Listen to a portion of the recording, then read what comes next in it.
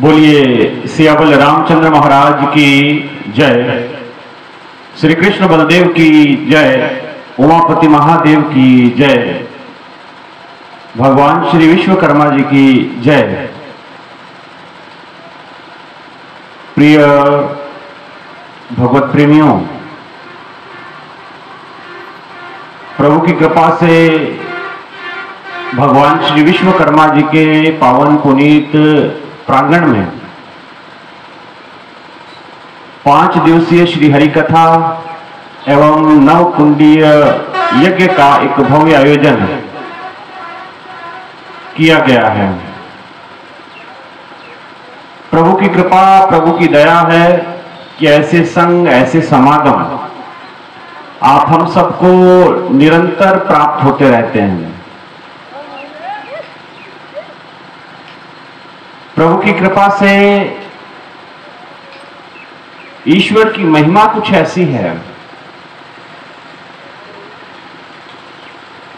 ईश्वरीय महिमा का जितना बखान किया जाए वो कम है। और सबसे बड़ी कृपा उसकी यही होती है कि जब वो प्रसन्न होते हैं तो संतों का संग होता है। अक्सर लोग आपस में मिलते हैं, बातचीत करते हैं, हाय हेलो होता है और आपसी व्यवहारिक बातों में वो अक्सर बातों बातों में ये बात कहते हैं कि क्या हाल चाल है। आगे से उत्तर आता है कि प्रभु की कृपा है। अगर दूसरा प्रश्न खड़ा कर दिया जाए कि प्रभु की क्या कृपा है, तो वो ये कहेगा कि भगवान की कृपा है, घर में पुत्र नहीं था, पुत्र मिल गया, पत्नी नहीं थी, पत्नी मिल गई, संपत्ति नहीं थी, संपत्ति या कोई पद प्रतिष्ठा मान सम्मान की बात कुछ मिल गई, तो प्रभु की कृपा है। लेकिन भगवत श्रद्धालु जनों, ये जो प्रभु की कृपा नहीं होती है, ये ईश्वर की अनुकंपा नहीं होती है। ईश्वर की कृपा क्या है, ईश्वर की महिमा क्या है? महापुरुषों ने कहा कि सुत दारा और लक्ष्मी पापी घर भी हुए, संत समागम हरि कथा तुलसी दुर्लभ दोए। संतों का संग ये प्रभु की कृपा है। प्रभु की कृपा होती है तो संतों का संग मिलता है, महापुरुषों का संग मिलता है। सुत कहते हैं पुत्र को, दारा कहते हैं पत्नी को। ये पापियों के पास भी होता है। सुंदर पुत्र की प्राप्ति, पत्नी की प्राप्ति ये रावण को भी मिला था, पर प्रभु की कृपा नहीं मानते इसे। पैसा आपके पास जितना नहीं होगा, सोना आपके पास जितना नहीं होगा, रावण के पास अधिक था। पूरी लंका सोने की थी और ईमानदार से अधिक बेईमानों के पास पैसा होता है। ये बात अक्सर ध्यान रखना। तो क्या प्रभु ऐसे लोगों पे अगर इसे ही कृपा माने, पैसा ही आना प्रभु की कृपा है, तो क्या भगवान ऐसे अधर्मी लोगों पे कृपा करने लग गए? नहीं। भगवान जब प्रसन्न होते हैं तो वो अपनी कृपा करते हैं, तो कैसे पता चलेगा कि आपको, आप पे भगवान खुश हैं, आप पे ईश्वर प्रसन्न है? उसका एक ही निशानी है, उसकी एक ही तरकीब है जो संतों ने बताई है। प्रभु कृपा ते संत भेटिया, नानक मन प्रकाश। केवल और केवल संत मिलना प्रभु की बहुत बड़ी कृपा है। और यही बात वो कहते हैं, सुत दारा और लक्ष्मी पापी घर भी होए, संत समागम हरि कथा तुलसी दुर्लभ दोए। 2 वस्तुएं दुर्लभ होती हैं, एक संतों का संग, दूसरा उनके मुख से प्रभु की गई महिमा का गुणगान, ईश्वरीय महिमा का गुणाख्यान। ये प्रभु की कृपा होती है। और ये दोनों कृपाएं आज आप पे सुलभ हुई हैं, आज आप पे सहजता से आपको प्राप्त हो रही है। इसका मतलब प्रभु की ये दोनों कृपा आप पे हैं और आप इसलिए भाग्यशाली हैं। और संत जब मिलते हैं, संतों की कृपा जब होती है, प्रभु की महिमा का गुणगान आप सुनते हैं, गाते हैं, मन में पवित्रता का वास हो जाता है, मन में ईश्वरीय प्रकाश हो जाता है। इसलिए कहा साध संगत में चांदनो सकल अंधेरों और। सत्संग में प्रकाश है, रोशनी है, सकल अंधेरों और, बाकी सब जगह अंधेरा है। बाकी सब जगह ऐसा अंधेरा है जो आपके जीवन को हर लेगा, जो आपके जीवन को तबाह कर देगा, बेकार कर देगा, आपके जीवन को ऐसे कगार पे ले जाके छोड़ेगा कि आप कहीं के नहीं रहेंगे। लेकिन संत संग में क्या होगा? प्रभु की कथा में क्या होता है? वो कहते साध संगत में चांदनो सकल अंधेरों और। सत्संग में प्रकाश है और ऐसा प्रकाश जो आपको प्रकाशित करता है आपके समस्त जीवन को, ऐसा प्रकाश जो आपके जीवन के तमस को हरता है, ऐसा प्रकाश जो आपके जीवन के प्रत्येक कर्म को प्रकाशित कर देता है, दिव्य कर देता है, ऐसा प्रकाश जो आपके जीवन को परम अलौकिक आनंद प्रदान करता है, ऐसा प्रकाश जो आपके जीवन को अस्तो मां सतगमय तमसो मां ज्योतिर्गमय की जो शर्त है वो पूरी करता है। इसलिए संतों ने कहा, महापुरुषों ने कहा कि हम उस भर्गो ज्योति का ध्यान करते हैं जो बुराई से सन्मार्ग की ओर लेके जाती है। ये गायत्री मंत्र है। इसलिए संत संग, संतों का संग, महापुरुषों का संग प्रभु की महिमा का उद्घाटन है। आज भगवान विश्वकर्मा के इस पावन पुनीत प्रांगण में हम बैठे हैं, तो लोगों ने कहा कि भगवान विश्वकर्मा जी की भी कुछ चर्चा, कुछ महिमा सुनाए। प्रभु की जितनी महिमा की जाए, गुणगान गाया जाए, महिमा को बताया जाए, जिह्वा के पास शब्द नहीं होते हैं। मानव जाति के पास इतने शब्द मालाएं नहीं है जितनी उनकी महिमा है।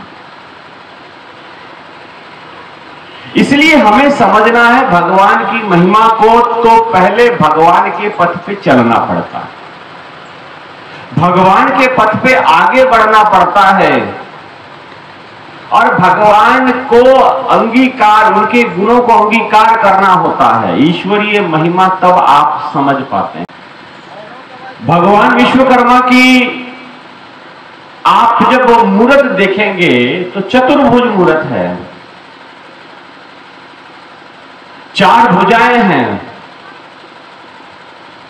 और उनके नाम में ही बहुत बड़ा अर्थ समाहित है। विश्वकर्मा माने विश्व के जितने कर्म हैं उसका सीधा संबंध भगवान श्री विश्वकर्मा जी से है। ध्यान से सुनिए आप सभी लोग।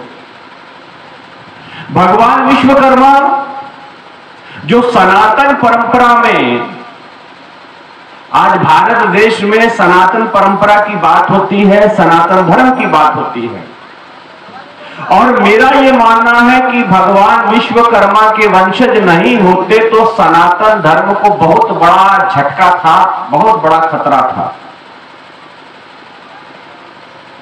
भगवान विश्वकर्मा के वंशजों की देन है कि हमारे देश में इतने बड़े बड़े मंदिर फल रहे हैं, बने हुए हैं, उनकी शिल्पकारी है।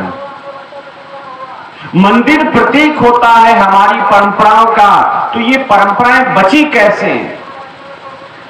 विश्वकर्मा जी के वंशजों ने बचाई। आप दक्षिण भारत के मंदिरों को देख लीजिए, मीनाक्षी मंदिर को देख लीजिए, और भी तरह तरह के वहां ऐसे ऐसे दिव्य भव्य मंदिर हैं।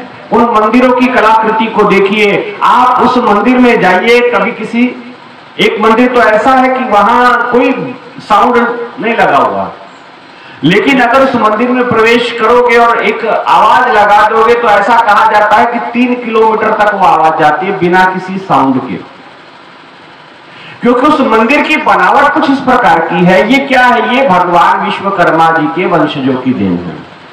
भगवान श्री राम जी की जो ये पावन पुनीत मूर्ति विग्रह भगवान का लगाया गया अयोध्या में, वो किसने बनाया? हमारे विश्वकर्मा भाइयों ने बनाया।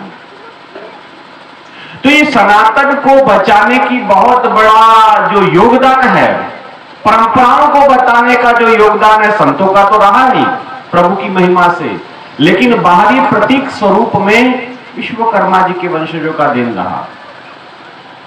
चाहे भारत के किसी कोने में चले जाए, जम्मू कश्मीर से शुरू कर कीजिए, नीचे रामेश्वरम तक जाइए,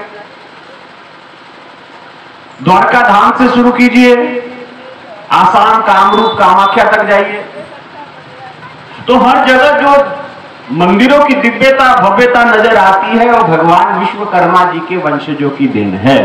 तो इसलिए भारतीय सनातन परंपरा में भगवान विश्वकर्मा जी का एक अनूठा और एक महत्वपूर्ण स्थान है। केवल ऐसा नहीं कि मंदिरों तक वो जीत सीमित है, वो हमारे घरों में भी वो कर्म हम निर्धारित कर सकते हैं। भाइयों बहनों, प्रभु की दिव्यता है, प्रभु की अलौकिकता है। उनके चरणों में बैठ करके प्रभु की कथा आप सुन रहे हैं, सुनेंगे आगे और भी। इन कथाओं का उद्देश्य परमात्मा को जानना है, ईश्वर को जानना है। ईश्वर को जाने बिना जीवन सफल नहीं होता, अक्सरा ये बात ध्यान रखिएगा। भगवान विश्वकर्मा जी को सही रूप में अगर समझना चाहते हैं तो भाइयों बहनों अपने आपको आंतरिक गहराई में उतरना पड़ेगा। भगवान के चतुर्भुज रूप को जानना पड़ेगा। ये चतुर्भुज रूप क्या है? संत एकनाथ जी महाराज महाराष्ट्र के बहुत बड़े संत हुए, वो कहते हैं ऐसी विठोबाची नगरी जिथे चतुर्भुज नर नारी। वहां एक नर की और नारी की बात नहीं कही, वहां जितने लोग हैं भगवान के घर में सब चतुर्भुजी हैं, 4 भुजाओं को धारण किए हुए हैं। और यहां भी आप भगवान विश्वकर्मा जी की जो मूर्त देख रहे हैं वो 4 भुजी है, 4 भुजाओं को धारण किया है, क्योंकि उनका संबंध सृष्टि के निर्माण से जुड़ा है। तो उनके हाथ में कुछ ऐसे औजार हैं जिससे उन्होंने सृष्टि की रचना की, बनावट की, बनाया गया। इसलिए भगवान श्री विश्वकर्मा जी के आप जितनी महिमा गाएंगे वो कम है। ये भी कहा जाता है कि जैसे सृष्टि ब्रह्मा जी ने बनाई लेकिन वो बैलेंस नहीं थी, उसको बैलेंस करने का काम भगवान विश्वकर्मा जी ने किया। जहां पहाड़ चाहिए थे वहां पहाड़ दिए, जहां नदियां चाहिए थी वहां नदियां दी, जहां फल फूल चाहिए थे, वनस्पति चाहिए थी वहां वनस्पति उगाई। तो भगवान विश्वकर्मा जी की ये महिमा है, उनकी गुणगान है। लेकिन उसकी महिमा तक समझना है, उनकी महिमा को जानना है तो आपको संतों की शरण में जाना पड़ेगा, संतों के चरणों में विराजना पड़ेगा और प्रभु की कृपा को, प्रभु की महिमा को समझना पड़ेगा। संत भगवान के घर के जानकार होते हैं। संत ईश्वर के ज्ञान के उस पथ के पथिक होते हैं, वहां की वो जानकारी रखते हैं। ये जानकारी सांसारिक नहीं होती है, ये जानकारी आध्यात्मिक होती है। ये उन्होंने अपने तप से हासिल की होती है, अपनी साधना से हासिल की होती है। इसीलिए भगवान को जानना है तो संतों की आवश्यकता है, और जब तक जानेंगे नहीं, मानने से काम नहीं चलेगा। हम अक्सर लोगों से मिलते हैं, लोगों से बात करते हैं, लोगों से विचार साझा करते हैं, पूछते हैं कि ईश्वर को मानते हो कि जानते हो? तो लोग कहते हैं हम ईश्वर को मानते हैं। माना तो किसी को कुछ भी जाया जा सकता है। आप प्रधानमंत्री नहीं हैं, आप अपने आप को प्रधानमंत्री बोल दे कि मैं मान ले कि आप प्रधानमंत्री हैं, तो मानने से तो आप प्रधानमंत्री बन नहीं जाएंगे। आप अपने आप को राष्ट्रपति मान लें, तो मानने से तो आप अपने आप को राष्ट्रपति आप बन नहीं जाएंगे। माना तो किसी को कुछ भी जाया जा सकता है, फिर किसे माना नहीं, जानना पड़ेगा। इसलिए गोस्वामी जी ने कहा, जाने बिना होए प्रतीति, बिन प्रतीति न होए प्रीति, बिन प्रीति नहीं भक्ति दृढ़ाई, जो खगपति जल की चिकनाई। वो कहते जानने के बिना प्रतीति नहीं होगी, प्रत्यक्ष नहीं होगा, और प्रत्यक्ष नहीं होगा तो जो प्रत्यक्ष ही नहीं है तो उससे प्रेम आप कैसे करेंगे? जो सामने ही नहीं है उससे आप प्रेम कैसे कर सकते हैं? तो कहते जाने बिना होए प्रतीति, बिन प्रतीति न होए प्रीति। जब भगवान आपके सामने है नहीं प्रत्यक्ष रूप में, तो आप प्रेम किससे करेंगे? और जब तक प्रेम नहीं होगा, बिन प्रतीति न होए प्रीति, और बिन प्रीति नहीं भक्ति दृढ़ाई, प्रेम नहीं होगा तो आपकी भक्ति दृढ़ कैसे होगी? जो खगपति जल की चिकनाई, वह ऐसे है। इसलिए अक्सर एक बात लोग कहते हैं कि यार मंदिर में लोग आते हैं तो ऐसा लगता है कि भगवान के रूप में साक्षात ये भक्त नीचे उतर आया है। इतनी भक्ति लोगों को मंदिर में दिखती है, लेकिन मंदिर का परिसर छोड़ते ही वो भक्ति कहीं 9, 2, 11 हो जाती है। कहां चले जाती है? जो अंदर राम थे मंदिर के अंदर, वो बाहर रावण सा कृत्य करते हैं। जो माताएं बहनें भीतर सीता स्वरूपिनी थी, शक्ति स्वरूपिनी थी, वो बाहर आके भद्रकाली सा विभत्स रूप हो जाता उनका। ऐसा क्यों होता है? इसी में उसका गोस्वामी जी ने उत्तर लिखा कि जो खगपति जल की चिकनाई, ये ऐसा है जैसे पानी और तेल। पानी को तेल में मिलाइए, तेल को पानी में मिलाइए, जब तक हिलाते रहिएगा ऐसा लगेगा कि पानी और तेल मिल गया, लेकिन जब पानी और तेल को मिलाना हिलाना बंद कर देंगे, पानी अलग होगा, तेल अलग होगा। यही कारण है,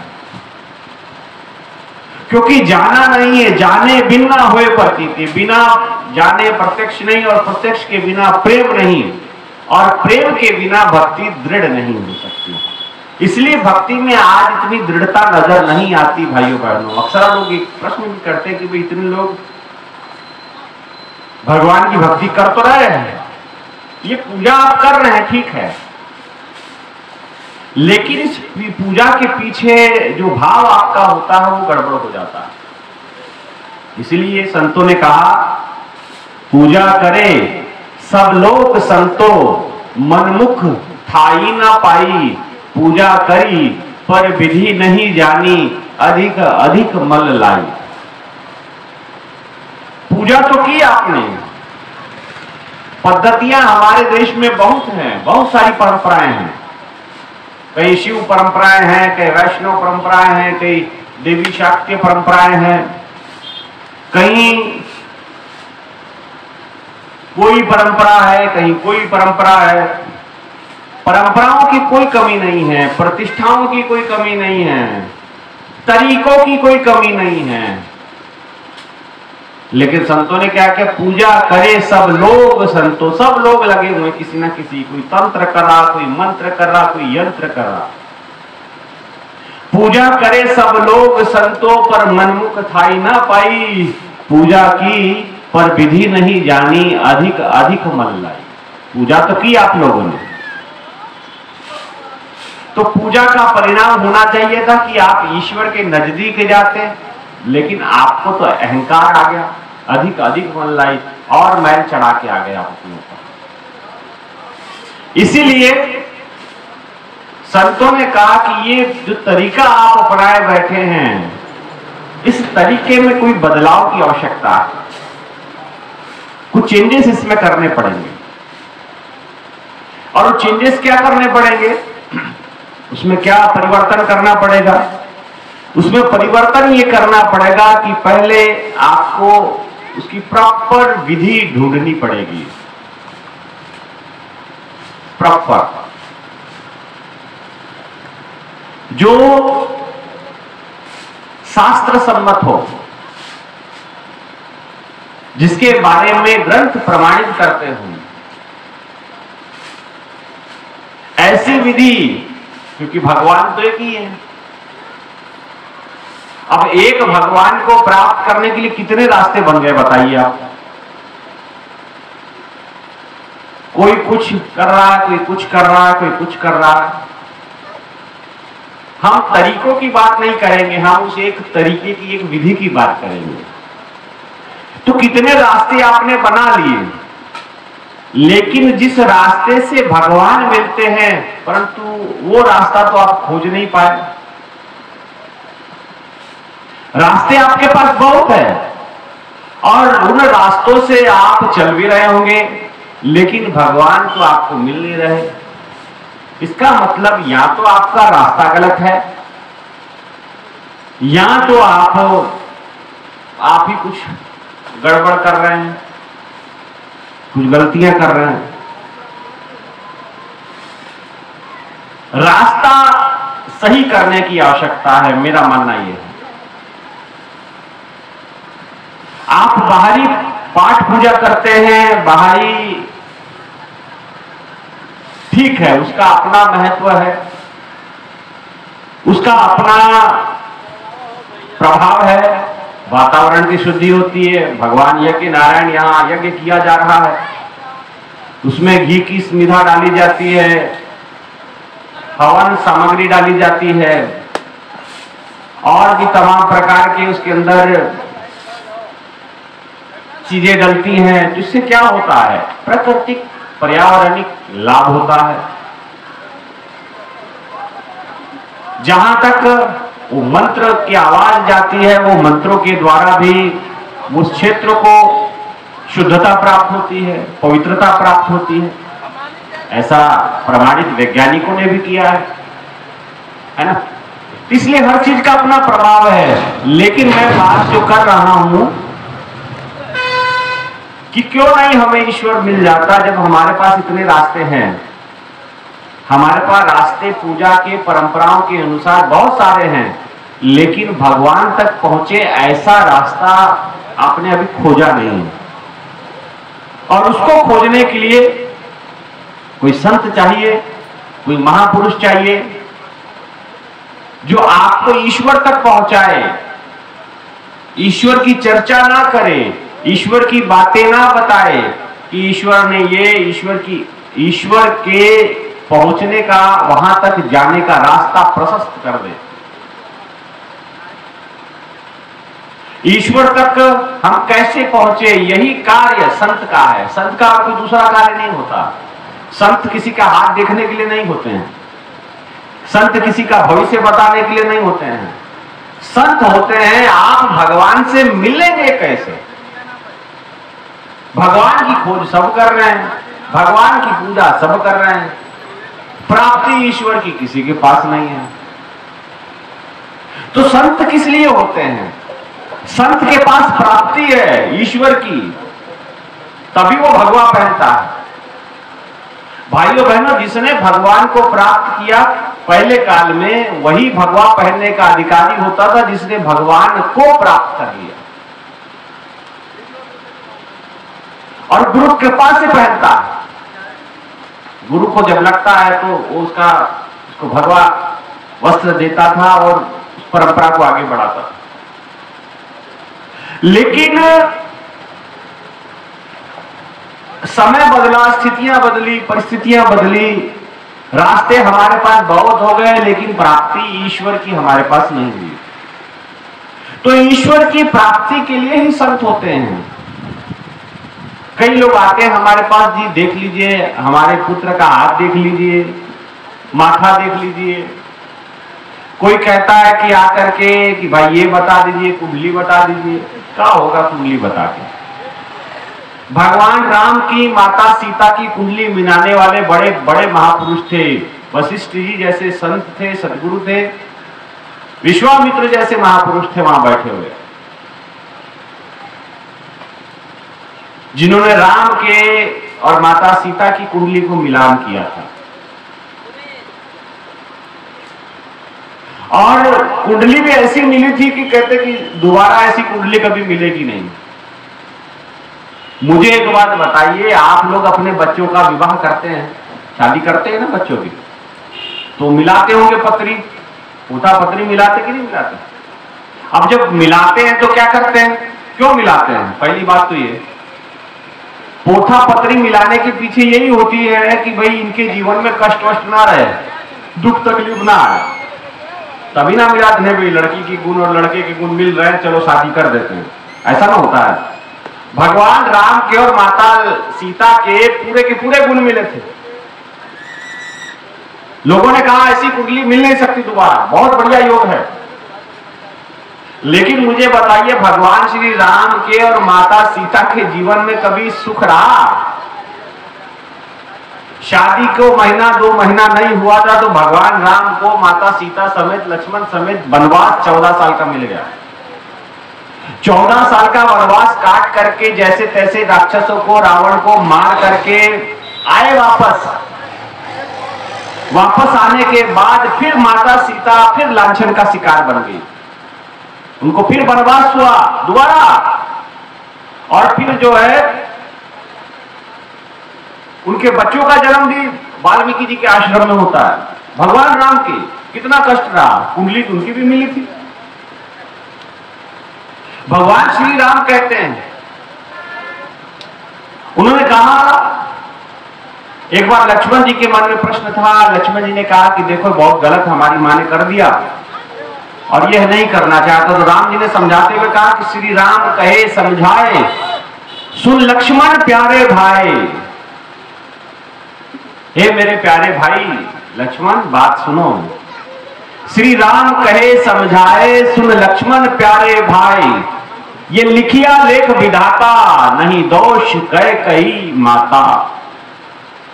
ये माता का दोष नहीं है, ये मेरे पूर्व जन्मों के लेख है। लिखिया लेख विधाता, ये विधाता का लिखा हुआ कर्म है जो मैं भोग रहे हैं आप हम सब। लिखिया लेख विधाता, नहीं दोष कह कही माता। माता का दोष नहीं है, समय परिस्थिति कुछ ऐसी बनी, इस तरीके से समय चक्र आगे बढ़ा, मुझे पता था कि ये सब होने वाला। इसलिए कर्मों के अनुसार आपको अच्छा बुरा सब कुछ मिलता है। आपके प्रारब्ध, आप जब जन्म लेते हैं, जन्म से पहले ये तय हो जाता है कि आप कहां जन्म, कहते हैं ना कुछ चीजें तय होती हैं, जन्म, मरण और विवाह, ये 3-4 बातें ऐसी कही जाती कि जो पहले से तय होती है। अमीर बनोगे, गरीब बनोगे, कहां मरोगे, कहां जन्मोगे, ये पहले से तय हो जाता है। और जिस दिन जन्म मिला उसी दिन मरना भी तय हो जाता है। तय हो जाता है कि नहीं हो जाता जी? ऐसा तो नहीं कोई आज जन्मा तो मरबे नहीं करेगा, ऐसा होगा? आया है सो जाएगा, राजा रंक फकीर, एक सिंहासन चढ़ चले, एक बंधे चले जंजीर। भाई ये एक जो है, जिस दिन जन्म लिया उस दिन मरना भी तय हो गया। कोई आज मरा, कोई कल मरेगा, कोई मरने को तैयार खड़ा। आजकल लोग जन्मदिन मनाते हैं, मनाते कि नहीं मनाते? जितने साल का हो जाता उतने साल का वो मोमबत्ती लगाया देता उसके ऊपर। कोई बच्चा 10 साल का हो गया, 20 साल का हो गया, एक केक लेके आते हैं और उसी में वो मोमबत्ती खोस करके उसपे उसको दीपक, उसका लौ जलाते हैं, मोमबत्ती जलाई जाती है और बाद में धीरे से क्या किया जाता है, क्या करते हैं जी, मोमबत्ती का क्या किया जाता है, फूका जाता है। हाँ, मोमबत्ती को क्या, अब दीपक जला करके आपने मोमबत्ती जलाई और उसको क्या कर दिया, फूक दिया,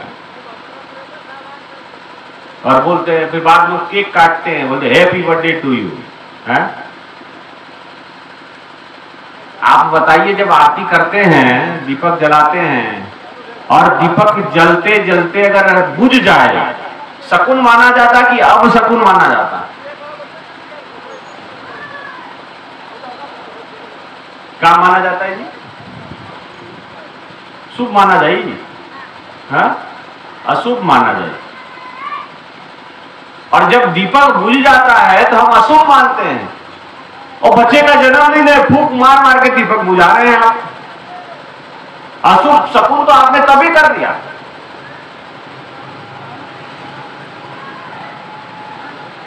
और फिर उसमें खुश होने वाली बात भी कोई नहीं है कि बच्चा 20 साल का हो गया, मान लीजिए बच्चे की उम्र 60 साल है, 20 साल तो निकल गए ना उसके, तो 40 साल का बच्चा, वो 40 साल में उसका खेल खत्म होने वाला,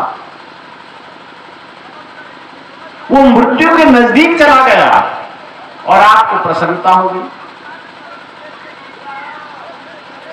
हमारी अज्ञानता, हमारे संस्कृति में अब केक काटते हैं, केक, हमारे घर में कोई शुभ काम होता है तो हम आरती जलाते हैं, दीपक जलाते हैं, आरती प्रॉपर आरती होती है, तिलक लगाया जाता है, माँ बच्चे को आशीर्वाद देती, चिरंजीवी भव, चिरायु भव, माता पिता, बच्चा आशीर्वाद देता है माता पिता का, तो माता पिता के मुख से निकलता है कि मेरी उम्र भी तेरे को लग जाए। लेकिन परंपरा बदली ना अब आजकल, वो आ गया केक, और उसको अच्छा खाने तक तो फिर भी समझ में आ जाता, मुंह को चौपड़ देते हैं आजकल, उठाया केक, और जैसे आजकल होली खेलते रंग लगाते ना, वैसे पकड़ के केकवा जो है पूरे मुंह पे छिपा जाते हैं, हाँ, भूते बन जाते हैं उस दिन। तो ये तो हालात है हमारे, ऐसी परंपरा के अंदर घोल होता है। अच्छा, कुछ परंपराएं ऐसी है जिसमें बदलाव भी बड़ा जरूरी है, जैसे मोबाइल आया आपका, पुराने जमाने में वो छोटा सा आता था, बाद में अपडेट हुआ, बड़ा हुआ, बड़ा में भी अब 3G आया, 4G आया, अब 5G लॉन्च करने के चक्कर में है, 5G लॉन्च हो गया मेरे ख्याल से, आगे की जनरेशन चल रही है, उसमें उस पर काम हो रहा है, 6th जनरेशन पे काम कर रहे हैं, फाइटर जेट आया, उसमें भी उन्होंने बहुत अपडेट किए। तो लेकिन परंपराएं वहीं की वहीं है, उसको पकड़ के इतने कट्टर हो जाते हैं। अब एक जगह हम गए, लड़का की शादी होती है, आपके घरों में देखे होंगे, शादियां जब होती है तो जब लड़के की बारात घर से निकलती है तो उसको क्या कहते हैं, जब घर से लड़की की बारात जाती है तो लड़की के घर तक निकलते ना, घर को माता पिता के घर से आशीर्वाद लेकर के बारात लेकर के जाते हैं, तो जाने से पहले गांव के बाहर एक परछावन करते हैं। किससे करते हैं,